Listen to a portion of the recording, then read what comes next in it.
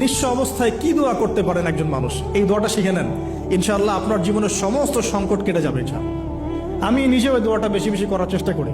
দোয়াটা হচ্ছে, মুসা আলাইহিস সালাম একটা গাছের নিচে হেলান দিয়ে বসলেন, বসে দেখলেন দুইজন মেয়ে দাঁড়িয়ে আছে দূরে, পানি নিতে পারছে না, লোকজন পানি নিয়ে যাচ্ছে, ওরা দাঁড়িয়ে আছে বেচারি।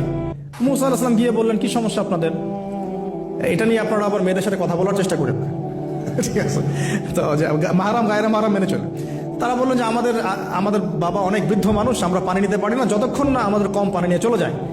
মুসা আলাইহিস সালাম একটু বললাম না, ফিজিক্যালি খুব স্ট্রং ছিলেন, থাকে না বডি বিল্ডার, সামনে গিয়ে কথা বলে সরব পানি নিতে দাও, তখন মানুষ একটু মূল্যায়ন করে না।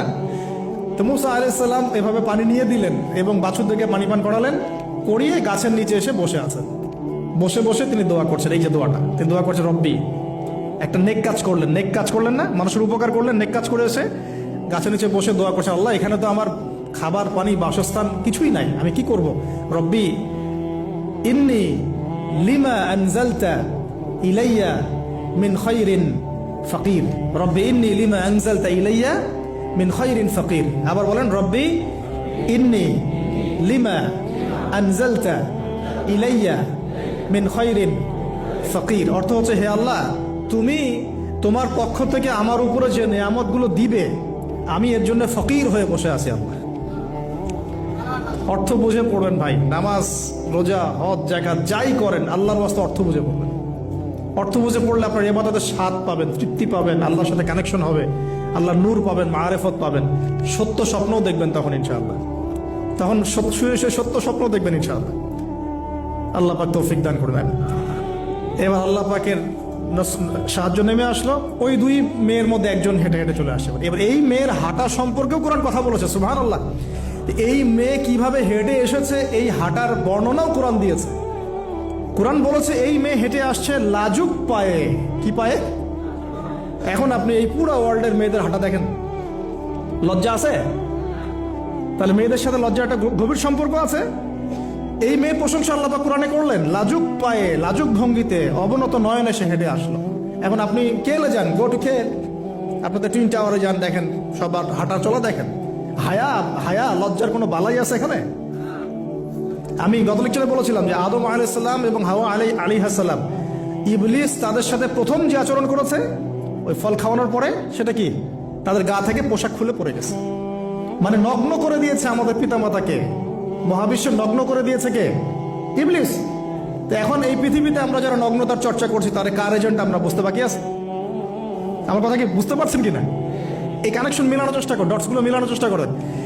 সামনে যাই প্রিয় ভাই, এই মেয়ে এসে বলছে, আমার বাবা আপনাকে ডাকেন, আমার বাবা আপনাকে ডাকছেন। তিনি গেলেন, বাবা শুআয়ব আলাইহিস সালাম। তখন এক বোন ইনডাইরেক্টলি বাবাকে বোঝাচ্ছে যে বিয়ে শাদী দিলে ভালো হয়। এক বোন বলছে যে আপনি তো তাকে পুরস্কৃত করতে চাচ্ছেন, তাহলে এরকম কওয়িউন আমিন একজন মানুষকে সবচেয়ে ভালোভাবে পুরস্কৃত করা যায় তার যথাযোগ্য প্রতিদান দেওয়ার মধ্য দিয়ে। তো মেয়ের ইশারা বাবা বুঝেছেন, তিনি নিজের এক মেয়ের সাথে মুসা আলাইহিস সালাম বিয়ে দিলেন, সুবহানাল্লাহ। তবে শর্ত দিলেন, দেন মোহর কি? মোহর তো নাই। মোহর কি এবার? মোহর হচ্ছে 8 বছর তোমাকে আমার ফার্মে কাজ করতে হবে। এটা আগেকার একটা স্টাইল ছিল, সুন্নাহ। এটা এখন নাই, যদিও আগে এরকম ছিল যে দেনমোহর দেওয়ার জন্য এই একটা পদ্ধতি ছিল। যেমন ইয়াকুব আলাইহিস সালামের ক্ষেত্রেও এরকম 7 বছরের কথা আসছে, তিনি 7 বছর তার শ্বশুরের ফার্মে কাজ করেছেন। এটা নতুন ছিল না ওই সময়, এটা কমন ছিল।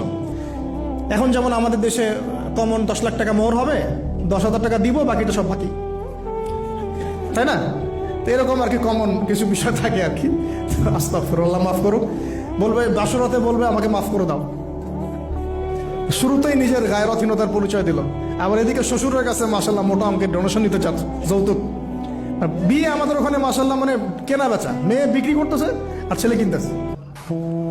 এবার 8 বছর পূর্ণ করা হলো, তিনি আরো 2 বছর 10 বছর পূর্ণ করলেন। এই 10 বছরে মুসা আলাইহিস সালাম নববী পরিবেশ পেলেন, অভিভাবক পেলেন, স্ত্রী পেলেন, প্রেমময়ী সন্তান ইত্যাদি সবকিছু। এবার আল্লাহ রাব্বুল আলামিন তাকে মিশরের দিকে যাওয়ার যে সময় তো এখন হয়ে গেছে, 10 বছর হয়েছে, মিশরে যেতে হবে। যাওয়ার পথে স্ত্রীর প্রসব বেদনা উঠেছে।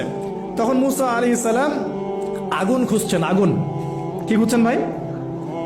আগুন খুঁজতে তুর পাহাড়ের ওখানে গিয়ে দেখছেন যে আগুন গাছে জ্বলছে। সবুজ পাতার উপরে আগুন, তিনি অবাক।